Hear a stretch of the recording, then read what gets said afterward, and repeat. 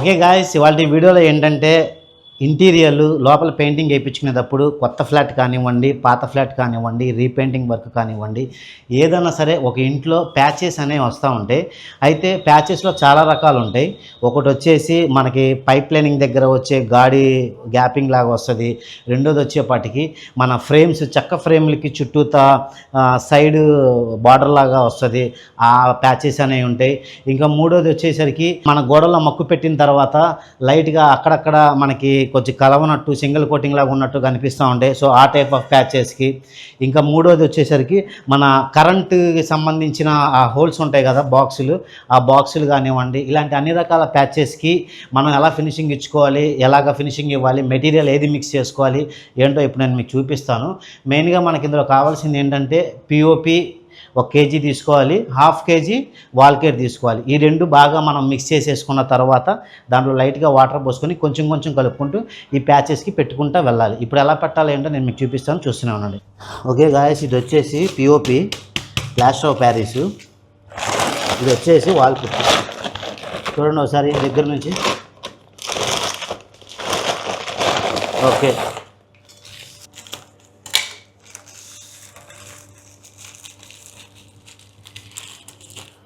ముందు 1/2 kg కలుపుకుంటున్నాను.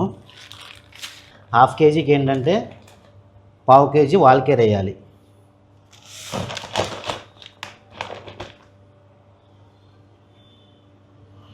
Okay, ఇప్పుడు ఈ రెండింటిని బాగా మిక్స్ చేయాలి. అంటే 2:1 రేషియో అన్నమాట. పిఓపి ఏంటంటే 2 రేషియో వేయాలి, వాల్కేర్ అనేది ఏంటంటే 1 రేషియోలో వేయాలి. ఇలా కలుపుకుంటే ఏంటంటే పిఓపితో వాల్ పుట్టి కలిసినప్పుడు బాగా వాటర్ పడంగానే ఇదంతా ఏంటంటే ఆ కెమికల్స్ అన్నీ ఇంకా బాగా మిక్స్ అయ్యి హెవీగా మొత్తం ఒక స్టోన్ లాగా ఏర్పడుతుంది. మీరు ఓన్లీ సింగిల్గా పిఓపినే వేశారనుకోండి, వాటర్ ఏమైనా పడినప్పుడు ఏంటంటే మెత్తబడిపోయి డొల్ల అయిపోయి రాలిపోయి పెచ్చులు ఊడిపోతూ ఉంటాయి. సో అలా రాకుండా ఉండాలి అంటే వాల్ పుట్టి ఖచ్చితంగా పిఓపిలో కలుపుకోవాలి. సో ఈ మెటీరియల్ని మీరు యూజ్ చేయాలి ప్యాచీలకి కానీ, క్రాకులకి కానీ, టచ్అప్లకు కానీ, వీటికి ఇంటీరియర్ మొత్తం ఎక్స్టీరియర్లో కూడా ఇది యూజ్ అవుతుంది.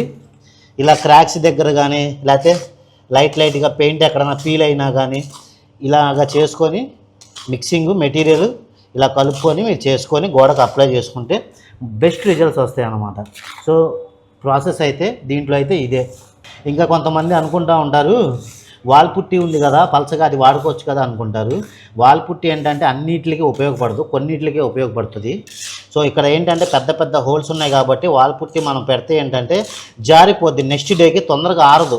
ఇది ఏంటంటే తొందరగా కూడా ఆరుతుంది. గోడ మీద అప్లై చేసినప్పుడు తొందరగా ఆడితే ఏమవుద్ది, మధ్యాహ్నం భోజనం చేసిన తర్వాత పేపర్ కొట్టుకొని కలర్ వేసేసుకుంటే పని తొందరగా అవుతుంది. సో ఈ పాయింట్ కూడా ఒకటి మీరు కన్సిడర్ చేయాలి పెయింటర్లు అందరూ. మీకు ఇంకేమైనా డౌట్స్ ఉంటే ఏ టాపిక్ గురించి అన్నా కింద కామెంట్ చేయండి, నేను రిప్లై ఇస్తాను దానికి. తర్వాత ఇప్పుడు ఇంత ఒకేసారి కలిపేసుకుంటే మనకేంటంటే మెటీరియల్ తొందరగా వేస్ట్ అయిపోతుంది, డ్రై అయిపోతుంది. అందుకే దీన్ని 2 ముక్కలుగా చేసి 2 భాగాలుగా తీసుకోవాలి. మనకి వర్క్ ఇంకా తక్కువ ఉందనుకోండి, ఇంకా దీంట్లో చిన్నపాయ తీసుకొని కలుపుకోండి, కొద్ది కలుపుకోండి, మెటీరియల్ వేస్ట్ అవ్వకుండా ఉంటుంది. ఇలాగా ఇప్పుడు నేను ఏంటంటే ఈ ముక్క కలుపుకుంటాను అన్నమాట. ఇప్పుడు ఏంటంటే చాలామంది మక్కు బ్లేడ్తో కలుపుదామని చూస్తూ ఉంటారు, కానీ పని చాలా స్లో అవుతుంది. వాటి చేత్తోనే కలిపేసేయండి.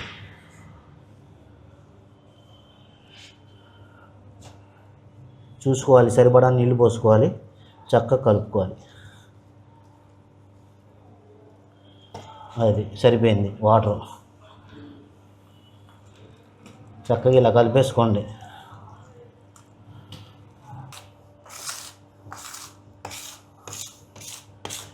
ఇది ఫ్లోర్కి ఇంకా పాలిష్ చేయాలి, ఇంకా 3 కోటింగ్లు ఉంది, అందుకే కింద కలిపేస్తున్నాను. లాస్ట్లో వెళ్ళేటప్పుడు మొత్తం క్లీన్ చేసేస్తాను. సో ఇలా అన్నమాట. ఇలా ముద్ద తీసుకొని మనకి ఎక్కడెక్కడైతే కావాలో అక్కడ అప్లై చేసుకొని ఫినిషింగ్ ఇచ్చుకోవాలి. రండి చూపిస్తా.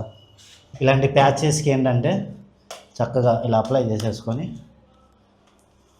చక్కగా మొత్తం ఎక్కించేసుకొని ఒక బ్లేడ్ తీసుకొని చక్కగా లెవెల్ చేసేయాలి అదంతా.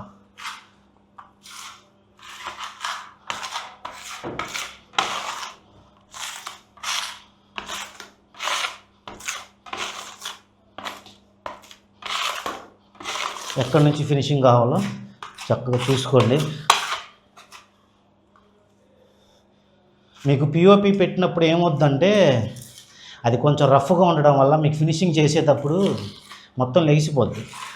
సో ఇలా చేస్తే ఏమవుద్దంటే వాల్ కేర్ ఉండడం వల్ల చాలా స్మూత్నెస్ అనేది వస్తుంది పిఓపి కూడా.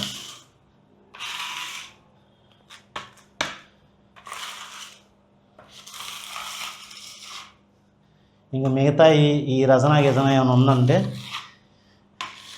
ఇవన్నీ మన పేపర్లో క్లీన్ అయిపోతాయి అన్నమాట. ఇలా చేసుకోవాలి. ఇక కింద ఉన్నది మొత్తం ఇలా ఏదన్నా పెద్ద బ్లేడ్ తీసుకొని ఇలా తీసేసుకోవడం. దీన్ని మళ్ళీ ఎక్కడైనా అప్లై చేయొచ్చు. అదే ఇలాంటి కబోర్డ్స్ పక్కన సైడ్ బీడింగ్ దగ్గర వచ్చే క్రాక్స్కి అయితే మీరు చక్కగా ఇలాగ అప్లై చేసుకొని దాన్ని లెవెల్ చేసుకోవాలి. ఇలాగ చూడండి ఫినిషింగ్ వచ్చేసింది. ఇక్కడ చూడండి ఎలా ఉందో.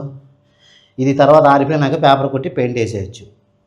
అసలు ఏంటంటే ఏదన్నా కార్డ్బోర్డ్ షీట్ పెట్టుకొని ఈ మొక్కని చూసారుగా కొట్టాలి ఇలా.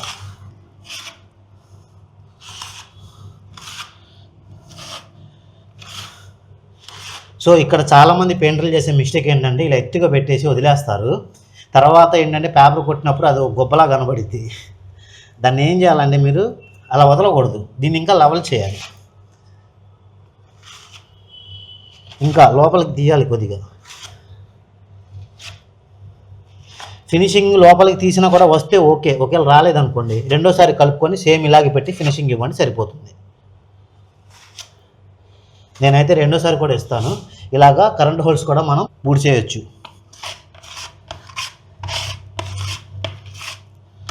ఇదిగోండి ఈ హోల్ చూడండి. ఇప్పుడు ఇది నాకు తెలిసి సింగిల్ కోటింగ్లోనే కవర్ అయిపోయేటట్టుంది.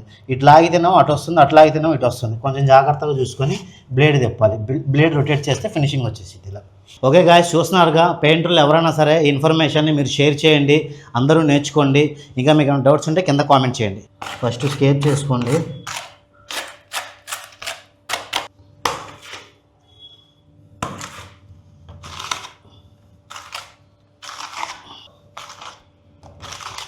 ఈ హోల్స్ మొత్తం వెళ్ళేలాగా ఫస్ట్ మక్కు పెట్టేసుకోవాలి నీట్గా. ఓకే గాయస్, ఈ మక్కులు పెట్టే వీడియో కూడా నేను ఎందుకు చేయాల్సి వచ్చింది అంటే పెయింటింగ్ వర్క్లో ఇది మెయిన్ అన్నమాట. ఈ టెక్నిక్స్ మీరు తెలుసుకుంటే, ఎందుకంటే టచ్అప్లు చేసిన తర్వాత మళ్ళీ మీరు మక్కు పెట్టే పని ఉండదు. ఇంకా ఫైనల్గా పెయింటింగ్కి వెళ్ళిపోతారు కాబట్టి ఫినిషింగ్ అంతా మనం ఈ టచ్అప్స్లోనే ఇచ్చుకోవాలి. సో అందుకని దీని గురించి వీడియో చేశాను. బిగినర్స్ కానీ ఎవరైనా ప్రొఫెషనల్స్ కానీ సీనియర్లు కానీ ఎవరికన్నా మీకు ఏమన్నా కొంచెం యూస్ఫుల్గా ఉంటుందని చెప్పి నా నాలెడ్జ్ మీకు షేర్ చేస్తున్నాను. ఓకేనా? నా వీడియో మీకు నచ్చితే ఒకసారి లైక్ చేసుకోండి. ఓకే రాజు, అడుగుదా. అయితే ఇలాంటి చెక్క బీడింగ్లు వచ్చినాయి అనుకోండి, ఇలాంటి చెక్క బీడింగ్లు ఫస్ట్ మీరు ఏం చేయాలంటే టేప్ వేసేసుకోవాలి. కరెక్ట్గా బీడింగ్ ఎడ్జ్ దాకా టేప్ వేసేసుకొని ఇలాగా చివరిదాకా వేసేసుకోవాలి. ఇక్కడ ఏంటంటే మొక్క అప్లై చేసేయాలి. చక్కగా చేత్తో తీసుకొని ఇలా గాడి మొత్తం పూడ్చేసి దాన్ని ఫినిషింగ్ ఇచ్చుకోవాలి. గోడకి లెవెల్ చేయాలి.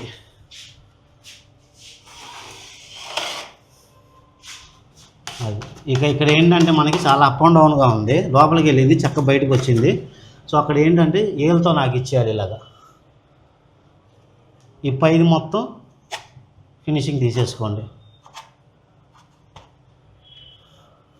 తర్వాత టేప్ తీసేయండి.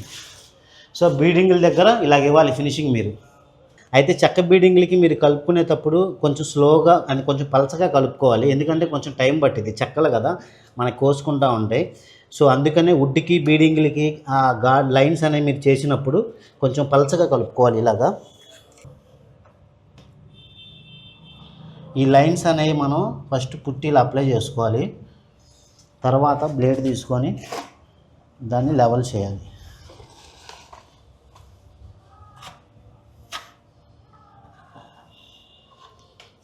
ఈ సైడ్ పుట్టి మొత్తం తీసేసుకోవాలి. ఇలాగా గోడకి ఇలా లెవెల్ చేసుకోవాలి. ఇలా ఈ సైడ్ మొత్తం తీసేయాలి. ఈ సైడ్ వాల్ కలిసిందంతా లాగేసుకోవాలి.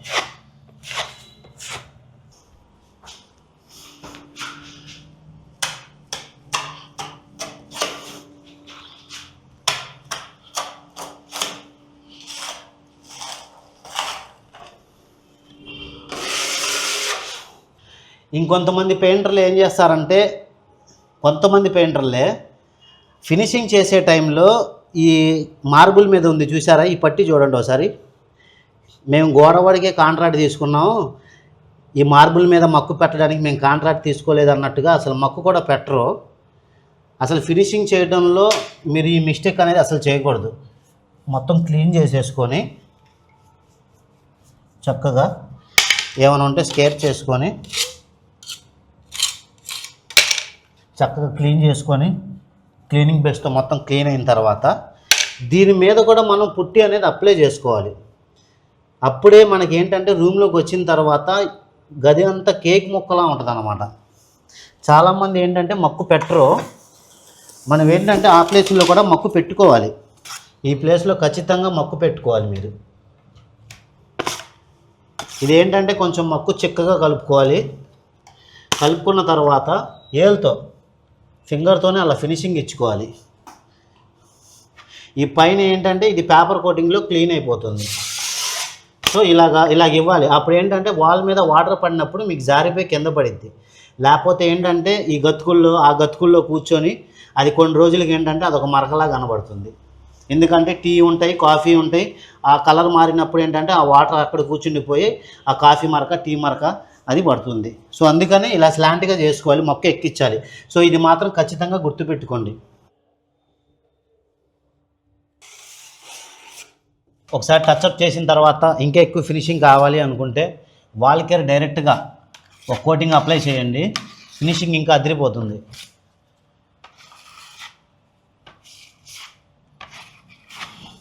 తర్వాత ఏంటంటే మీరు పేపర్ కొట్టుకొని ఇంక పెయింట్ వేసుకోవడం. ఓకే, ఇవాల్టితో ఏంటంటే టచింగ్ మక్కులు వర్క్ అంతా కంప్లీట్ అయ్యింది. అయితే ఒక నైట్ అంతా మనం ఆరనివ్వాలి. ఎర్లీ మార్నింగ్ వచ్చి ఆ పెట్టిన టచింగ్ మక్కులు ఆరిపోయినాయో లేదో చూసుకొని తర్వాత 150 నెంబర్ శాండింగ్ పేపర్తో మొత్తం శాండింగ్ చేయాలి.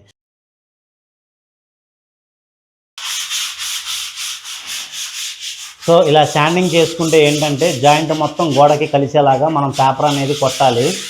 చక్కగా నీట్గా ఫినిషింగ్ వచ్చిన తర్వాత దాని మీద ప్రైమర్ కానీ పెయింట్ కానీ 2 కోటింగ్లు అప్లై చేయాలి. గోడలో కలుపుదాం.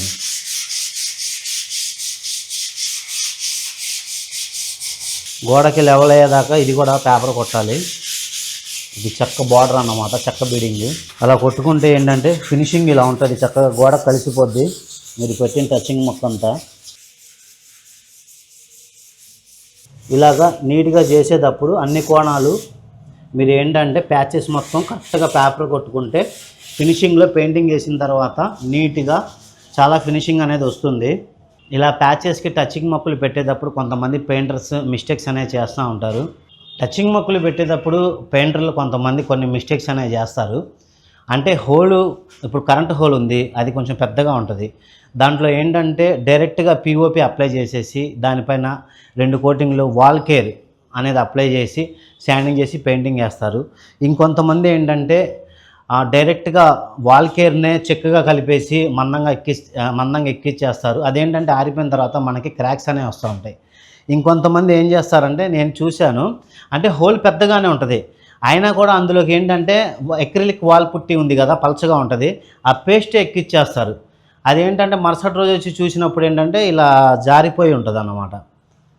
సో ఇలాంటి మిస్టేక్స్ మీరైతే చేయమాకండి. ఎలాంటి ప్యాచెస్ కానీ ఎలాంటి హోల్స్ అయినా సరే మీరు ఒకవేళ రీపెయింటింగ్ చేస్తున్నప్పుడు ఏంటంటే ఇలా వాల్ కేర్ పిఓపి 2 మిక్సింగ్తోనే నేను చెప్పిన టెక్నిక్ అనేది యూజ్ చేసి మీరు ఫినిషింగ్ అనేది చేసుకుంటే వర్క్ అనేది పర్ఫెక్ట్గా ఉంటుంది.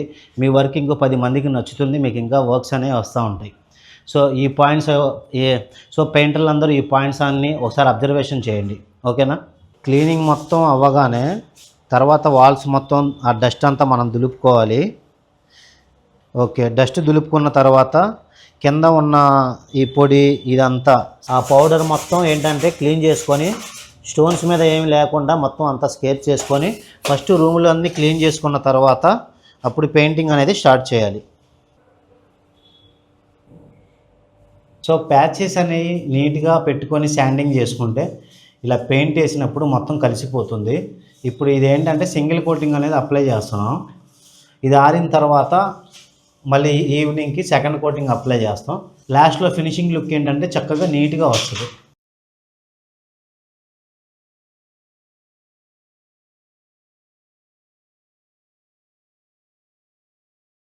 ఓకే గాయస్, చూశారు కదా. మరి మీకు ఏమైనా డౌట్స్ ఉంటే కింద కామెంట్ బాక్స్లో కామెంట్ చేయండి. అలాగే నా వీడియో మీకు నచ్చితే లైక్ చేయండి, షేర్ చేయండి, సబ్స్క్రైబ్ చేయండి. Thank you.